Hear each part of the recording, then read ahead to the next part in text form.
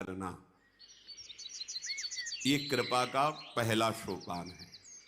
जहां संत संग मिले तो समझ लो, शास्त्रों में हमने पढ़ा है जिसका अंतिम जन्म होना होता है उसे भगवत प्रेमी महात्माओं का संग दे दिया जाता है। जब द्रवहि दीन दयालु राघो तो साधु संगति पाई। बड़े भाग पाइप सत्संगा, बिनय प्रयास होई भवभंगा। संसार के दुख का अंत जिसके होना होता है उसे साधुओं पर श्रद्धा और विश्वास हो जाता है, उसे संत समागम प्राप्त होता है। ये परम लाभ है। अब संत समागम के लिए देवर्षि नारद जी ने कहा महासंगस्त दुर्लभ हो, बड़ा दुर्लभ है। इस छल कपट पाखंड माया राज्य में कहीं शुद्ध भगवत प्रेमी महात्मा का संग मिल जाए, ये भगवान की ही कृपा से मिलता है, अपने खोजने से नहीं मिलता है। भगवान कृपा करते हैं या तो ऐसे संत को हमारे पास पहुंचा देते या हमें संत के पास पहुंचा देते। ये दुर्लभ बात तो कृपा से बन गई।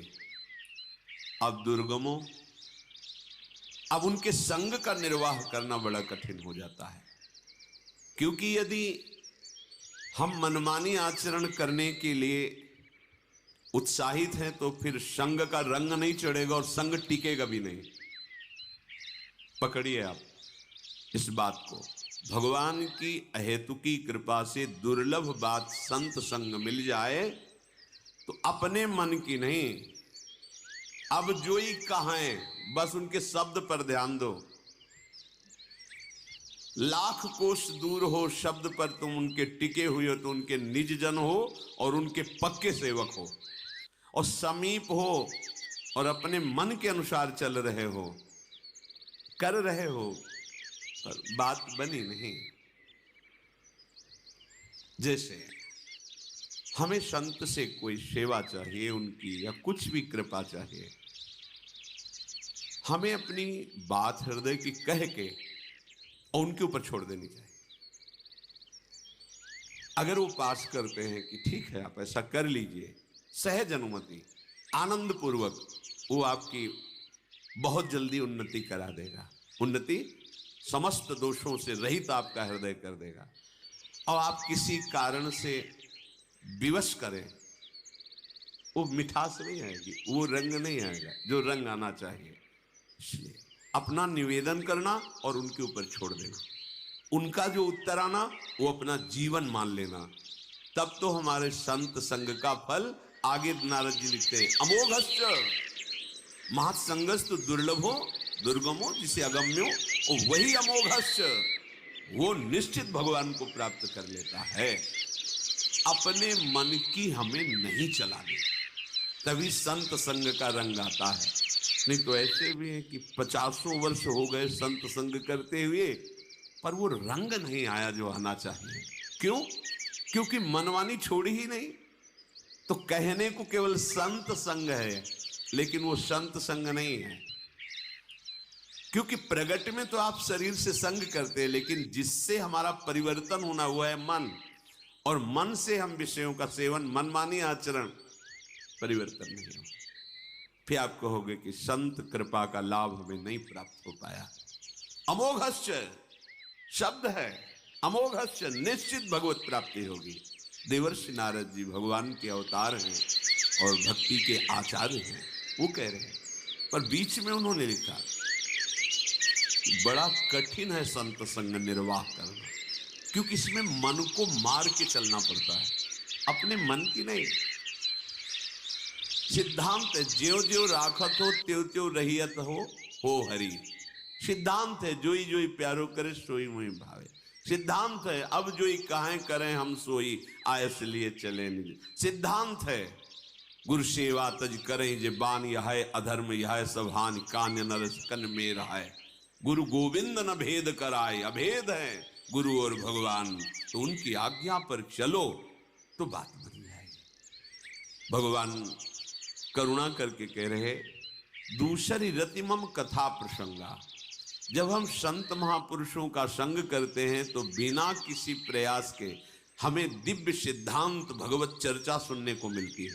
पकड़ लो बस, जो तुम शास्त्रों में नहीं खोज पाओगे वो खोज करके आपको बिल्कुल घी की तरह दे रहे हैं। न गाय बांधना है, न दूध दूहना है, न दही जमाना है, न मंथन करना है, न मक्खन निकालना है, सीधे घी। अर्थात विविध प्रकार के संत पंथ ग्रंथ सबका अनुभव करके गुरुदेव भगवान अमृत दे रहे हैं। बस वो वचन मान लो, दौड़ने की जरूरत नहीं है, बैठ जाने की जरूरत है। तो कहाँ रति हो जाएगी गुरुदेव की आज्ञा का पालन करने से? बोले भगवान की चर्चा के तुम व्यसनी बन जाओगे। व्यसनी, जैसे नशेबाज को नशा न मिले तो जीना मुश्किल लगता है, ऐसे बावरों सो रस में फिरे खोजत नेह की बात। अपने प्राण प्रिय भगवान की चर्चा सुने बिना अब तो जी नहीं सकते। सत्संगी का ऐसा स्वभाव बन जाता है, आज सत्संग नहीं होगा तो उसको लगा आज जिएंगे कैसे, सत्संग नहीं मिला तो मेरा तो जीवन ही बर्बाद है आज, अब मुझसे इससे बड़ा कष्ट झेला नहीं जाएगा। जहां जहां पी की बात सुने खोजत तिन गैन। कैसे मुझे प्रिया प्रीतम की, अपने आराध्य देव की सिद्धांत रस चर्चा सुनने को, कैसे भक्तों के चरित्र सुनने को मिल। व्याकुलता दूसरी रति मम कथा प्रसंगा। रति, ऐसी रति की ना मिलने पर भारी व्याकुलता पैदा हो जाना। गुरुपद पंकज सेवा तीसरी भक्ति अमान। तीसरी भक्ति क्या है? सदगुरुदेव भगवान के श्री चरण सेवा में रहना।